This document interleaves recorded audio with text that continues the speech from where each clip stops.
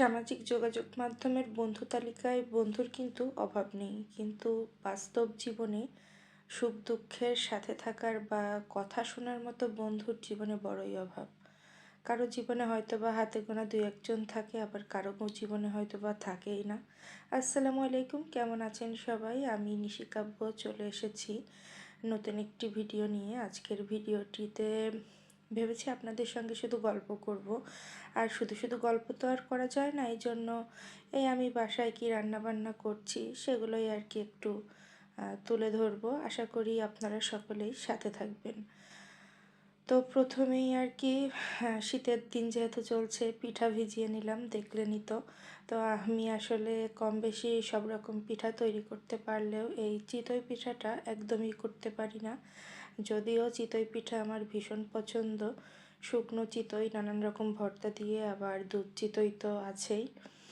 দুটোই আর কি দুই রকমের পছন্দ, কিন্তু কি আর করার, পারি না। এই পিঠাটা বাড়ি থেকে তৈরি করে ফ্রিজ করে পাঠিয়েছিল, সেটাই মন চাইলে মাঝে মধ্যে একটু দুধে ভিজিয়ে খাই আর কি।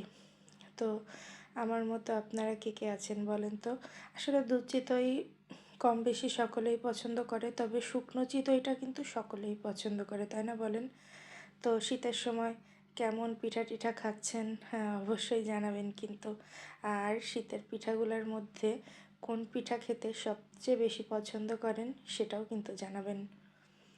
তো কথা বলতে বলতেই তো মাছটা রান্না করে নিচ্ছি। মাছের ঝোল করব আজকে, আর যেটা আমার ভীষণ পছন্দের, মাছগুলো ভেজে সবজি কষিয়ে তারপরে ভাজনা দিয়ে মাছটা রান্না করে নেব।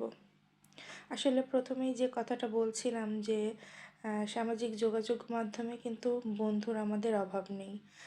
সেগুলো আসলে নামমাত্র বন্ধু।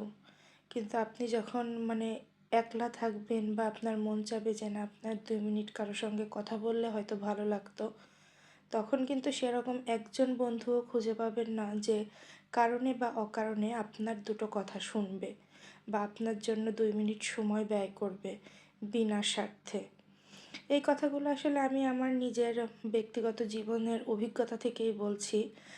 জীবনে মানুষ তো আর কম দেখলাম না, এই ছোট্ট জীবনে অনেকই দেখেছি। তবে বেশিরভাগই যা পেয়েছি, স্বার্থপর মানুষই বেশি পেয়েছি। তবে সবই যে স্বার্থপর পেয়েছি সেটা বললে আবার মিথ্যা বলা হয়। দুই একজন কিন্তু ব্যতিক্রম মানুষও পেয়েছি, যারা কোনো রকম কোনো স্বার্থ ছাড়াই সব সময় পাশে থাকে, আর বিশ্বাস আছে যে ইনশাল্লাহ থাকবে, সুখ দুঃখের কথা শুনবে। আসলে এইটুকুনি বেঁচে থাকার আর কি অর্থ। এটুকুন বিশ্বাস না থাকলে তো বেঁচে থাকাই দায়, তাই না বলেন? তো আপনাদের সঙ্গে কথা বলতে বলতে রান্নাটা প্রায় শেষ করে নিলাম। আমার আজকের ভিডিও আপনাদের কেমন লাগলো অবশ্যই জানাবেন। আর সোশ্যাল মিডিয়ার বন্ধুর থেকে বাস্তব জীবনে 2-1 ভালো বন্ধু তৈরি করুন, সেটাই অনেক।